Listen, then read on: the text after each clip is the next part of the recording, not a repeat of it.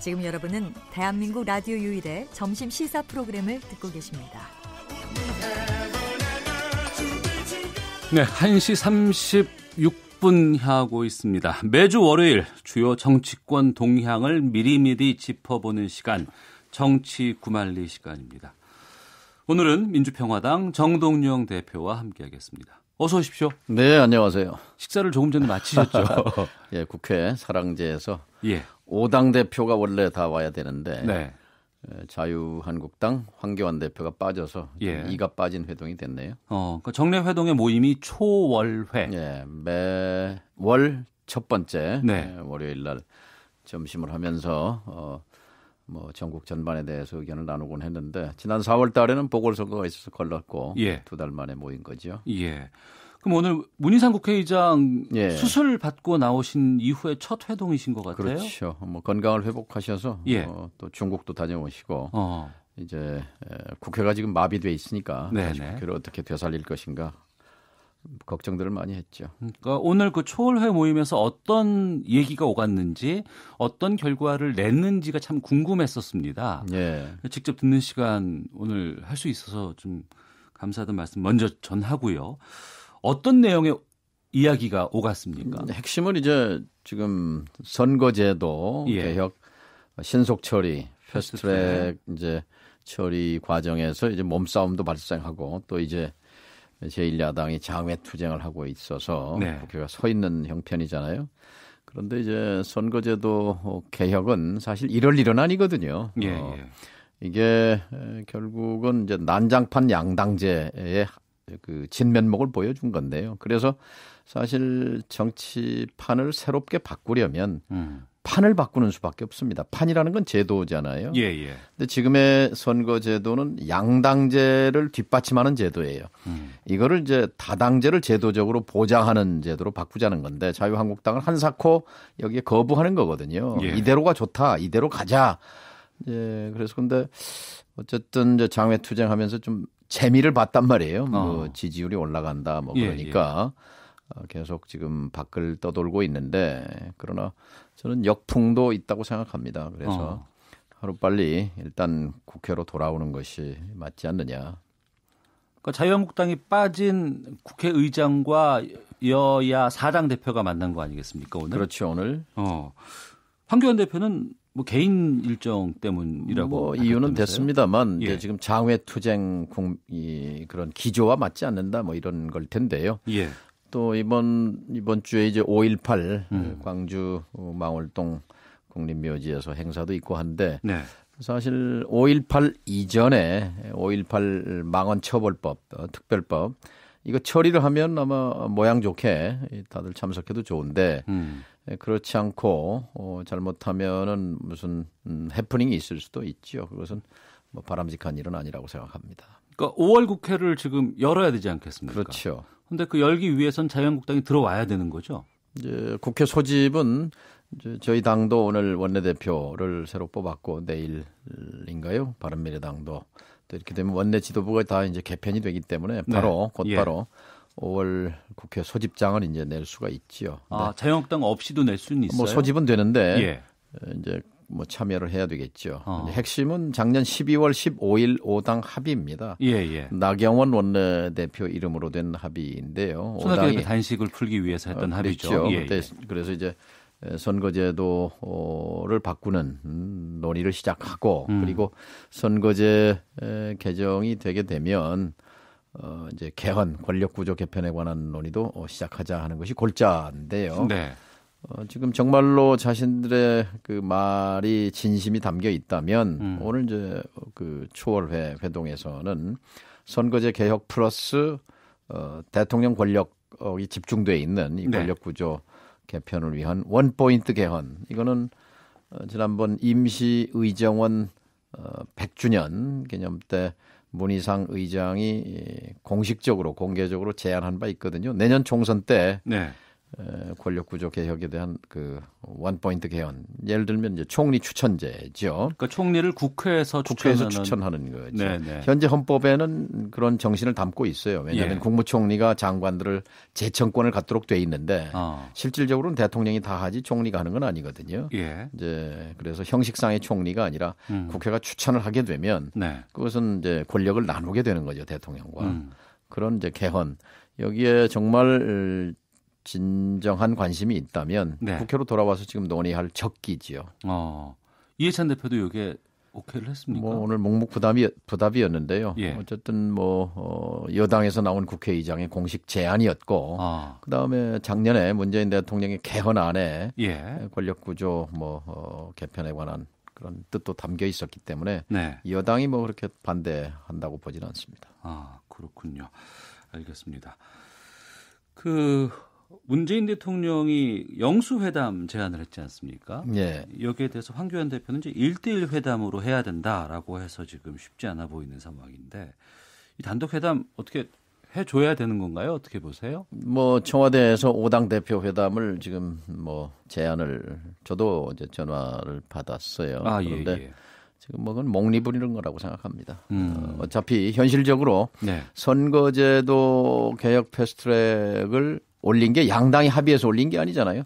한사코 자유한국당은 거부했고 네. 민주당도 언거주춤한 상태에서 사실은 야 3당이 밀어붙인 거지요. 그런데 이거를 이제 빼놓고 대통령과 자기가 1대1 회동하겠다는 것은 정략적으로는 훌륭한 발상일지 모르지만 네.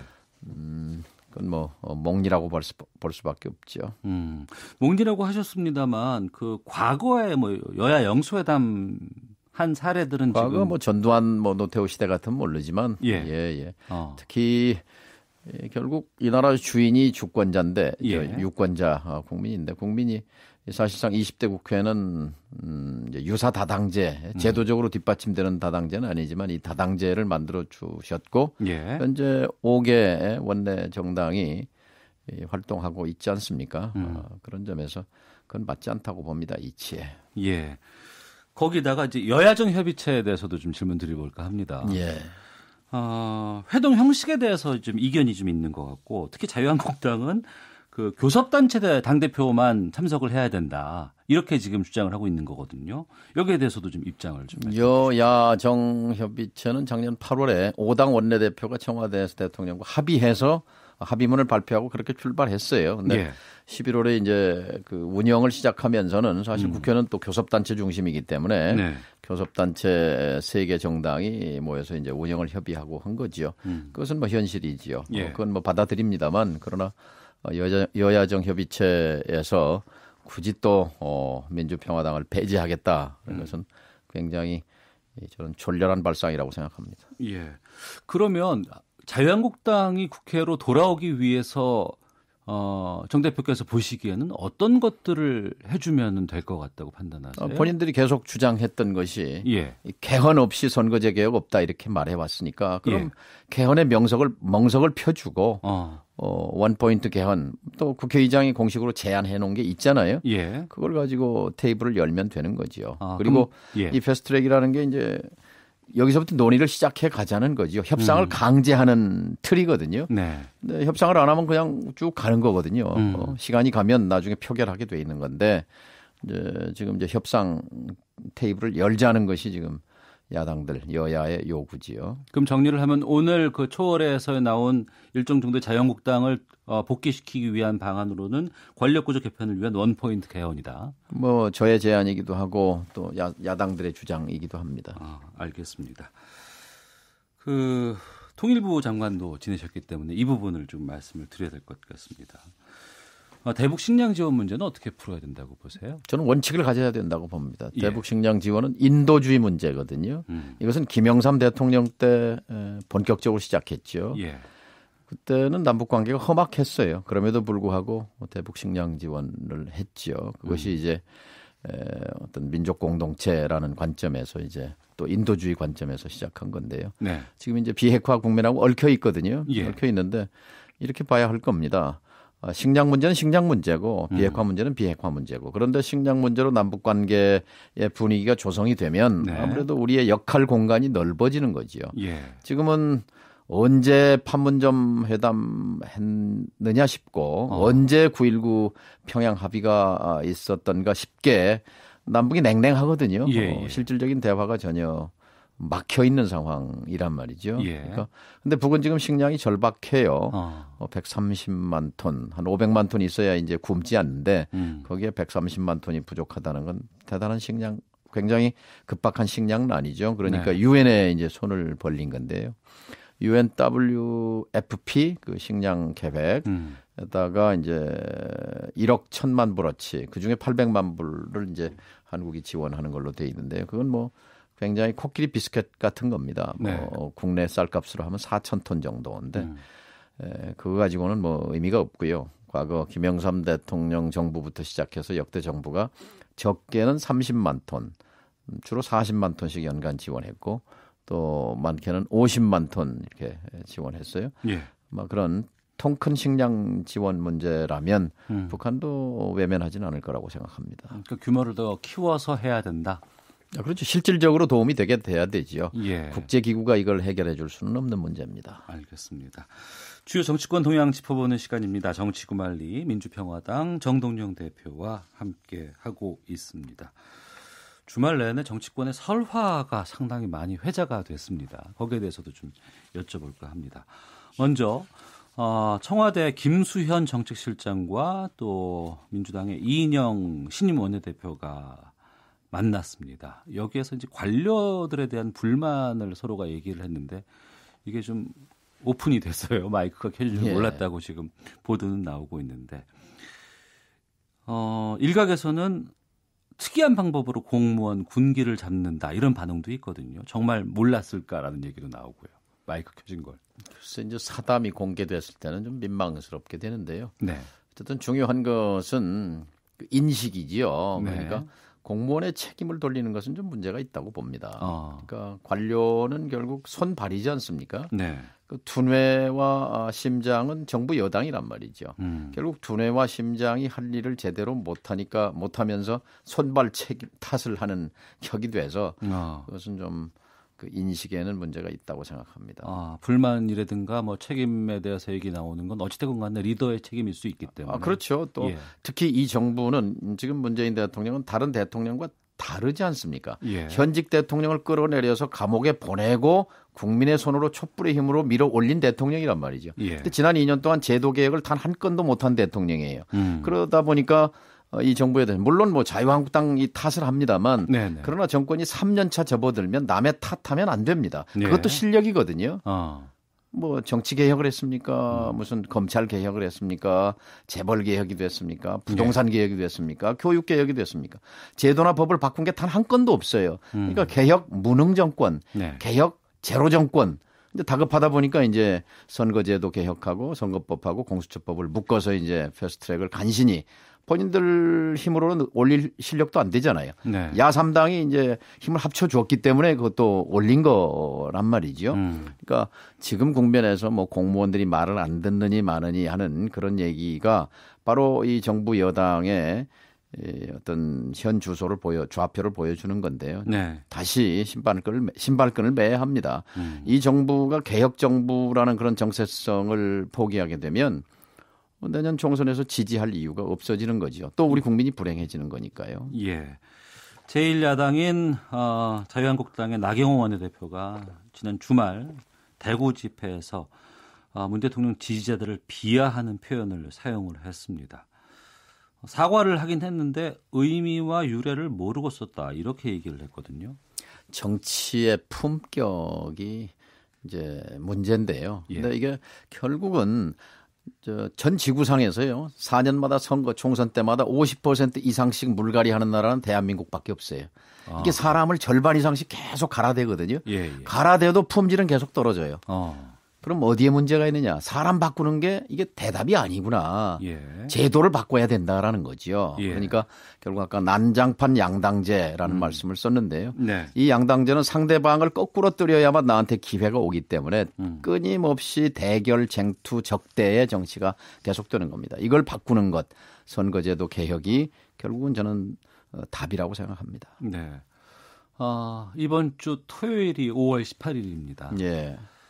유시민 노무현재단 이사장이 황교안 자유한국당 대표가 5.18 민주화운동 39주기 기념식에 참석하는 것은 지역 감정을 조장하려는 의도라고 비판을 했습니다. 어떻게 보시는지. 그런 혐의가 충분히 있습니다. 예. 지금 격앙돼 있거든요. 왜냐하면 5.18을 폄훼하고 망언하고 그다음에 5.18을 모욕했단 말이죠. 그래놓고 광주를 찾아오면 자연히 감정은 분출하게 돼 있습니다. 네. 이게 낡은 지역 감정 자극 수단인데요. 이건 참 불행한 일입니다. 이런 식으로 정치하는 것은 곤란하다고 생각합니다. 네. 그래서 정말 자유한국당이 5월 광주에 대한 입장을 정리해야 합니다. 그리고 5.18 왜곡 처벌법에 대한 입장도 밝히고 그리고 5월 국회에서 적극 처리하겠다는 이런 방침을 밝힌다면 환영하지요. 네. 그리고 오는 것이 순리지 이 정면으로 광주에 도발하러 오는 거거든요. 예. 87년 6월 항쟁 때 12월 대선이 있었지 않습니까? 노태우 후보가 그때 5.18에 대한 입장을 정리하지 않은 상태에서 네. 시민들의 반발을 무릅쓰고 광주를 방문해서 돌멩이를 맞고 지역 감정을 자극했던 아픈 역사를 우리는 갖고 있습니다. 그것을 또 아마 염두에 뒀는지도 모르죠. 네. 그러면 참석한다고 하고 참석을 하려고 가면은 여기서 또 물리적인 충돌이 있지 않을까 걱정도 되거든요. 저는 만일 참석한다면 예. 저는 광주 시민들께 자제를 호소하고 싶습니다. 이거는 이용당하는 겁니다. 이용당하는 거니까 참석하게는 그냥 둬라. 그렇죠. 본인이 오겠다는데 말릴 방법은 없죠. 그러나 광주 시민이 높은 자제력과 시민 의식으로 자제해야 한다고 생각합니다. 알겠습니다. 민주평화당 정동영 대표와 함께하고 있는데요. 지금 이 부분도 좀 질문 드려야 될 것 같습니다. 민주평화당을 중심으로 의원 정수 확대 주장이 다시 나오고 있다고 하는데 여기에 대해서 좀 입장을 밝혀주시면 좋을 것 그러니까 같습니다. 우리 국민은 의원 수 늘리는 거 절대 반대죠. 대다수의 국민들이 국회를 반대하고 있습니다. 절반으로 예. 줄여버리든지 이런 반감을 갖고 있는 것이 현실입니다. 예. 그러니까 정당이나 정치인들은 그런 대중 정서에 영합하려고 할 겁니다. 그건 당연하지요. 네. 그런데 결국 정치는 결과가 말해주는 거잖아요. 선거제도 개혁을 그 수혜는 국민에게 돌아갑니다. 네. 싸움판 정치, 난장판 정치가 새판 정치가 되면 결국 먹고 사는 문제 해결을 위해서 경쟁하는 정치가 되는 거니까 국민에게 도움이 되는 거예요. 예. 그럼 선거제도 개혁을 이루어내야 하는데 그런데 현실적으로 이거는 과반수가 찬성해야 되잖아요. 네. 그런데 지금 식으로 의원 수를 현재 253개 지역구인데요. 이것을 225개로 그러면 28명이 날아가게 돼 있어요. 지역이. 네. 그럼 당연히 그 해당되는 지역구 또 그걸로 해서 영향을 받는 또 한 20, 30명이 또 있습니다. 5, 60명의 의원들은 불리해지는 거예요. 네. 그러니까 이걸 찬성하지 않을 가능성이 훨씬 높지요. 그러면 지금 여야 4당 다 합쳐서 170명 남짓인데 5, 60명의 반대를 뚫고 과반수를 만들 방법이 없어요. 예. 그러니까 사실은 저는 민주당이 좀 당당하지 못했다고 봅니다. 야 3당은요, 이 의원 정수 확대를 국민들께 당당하게 설명하고 네. 지역구 줄이는 거에 반대했었습니다만 그러나 지금 민주당이 연동형 비례대표를 받으면서 300명 현재 숫자를 고수하는 그런 걸 했거든요. 근데 예. 이걸로는 사실 통과되기가 현실적으로 어렵다는 거지요. 그리고 민주평화당의 입장의 당론은 정치개혁 공동행동, 촛불혁명의 주역단체인 500여 개 시민사회가 모여서 만든 정치개혁 공동행동과 협약을 맺을 때 어떻게 맺었느냐. 예. 현재 지역구는 253명 유지하고 그리고 비례대표를 증원해서 예. 353명으로 선거제도 개혁을 한다라는 것이 저희 유지된 당론이었어요. 예. 근데 이제 여야 4당 합의를 하면서 불가피하게 300명으로 일단 그렇게 합의를 해야 패스트트랙에 올라갈 수 있으니까 예. 했지만 이제 협상 테이블이 열리게 되면 무엇보다도 자유한국당이 뭐 의원 지역구 줄이는 것은 결사 반대이기 때문에 네. 전 수정될 가능성이 상당하다 이렇게 봅니다. 하지만 국민 여론은 여기에 대해서 상당히 반대잖아요. 거기에 대해서 이제 선 국회 개혁을 같이 붙여야지요. 예. 그러니까 선거제도 개혁과 함께 그에 앞서서 국회 특권을 줄이고 국회의원 세비도 줄이고 네. 예를 들면 지금 국회가 쓰는 예산이 올해 5천억인데요. 국회의원 숫자는 한 10% 늘리고 네. 예산은 10% 정도 줄이고 그러면 국민들이 용인하시지 않을까요? 5천억 쓰는 예산을 10% 줄여서 4,500억 정도만 쓰고 네. 그다음에 세비도 줄이고 그렇게 해서 의원 숫자는 한 10% 정도 늘린다 이렇게 되는 것은 충분히 저는 국민들에게 설득력이 있다 이렇게 봅니다. 알겠습니다. 민주평화당 오늘 유성엽 원내대표 새로 신임 대표로 선출하셨죠? 예, 유성엽 의원과 황주홍 의원이 이제 경선을 해서 유성엽 의원으로 원내대표가 선출이 됐습니다. 어떻게 평가를 하십니까? 예, 후보 두 분 다 훌륭한 경력, 경험과 또 능력을 갖고 있어서 기대가 됩니다. 이제 민주평화당의 이제 존재감을 어떻게 잘 만들어내야죠. 예. 바른미래당은 내일 원내대표 선거가 있다는. 예, 내일인지 모레인지. 예. 어떻게 보세요? 거기 전망을. 그쪽 딱 사정은 뭐 깊이 모릅니다만 어쨌든 민주평화당으로서는 이런 자부심을 갖고 있습니다. 작년 요맘때요. 선거제도 개혁의 시효자도 우리 언론에 우리 국민 관심 속에 있지 않았습니다. 민주평화당이 이것을 의제화하는 데 성공했고 세력화하는 데 성공했고 패스트트랙에 까지 이 산을 넘어왔단 말이죠. 그러니까 그런 우리 정치를 바꾸는 노력 또 민생을 위한 현장에서의 그런 노력 이런 것들을 새 원내 지도부와 함께 이 국회는 사실상 8개월 남았거든요. 이 8개월 동안 그러니까 민주평화당이 덩치와는 상관없이 좀 큰 역할을 해보려고 합니다. 예.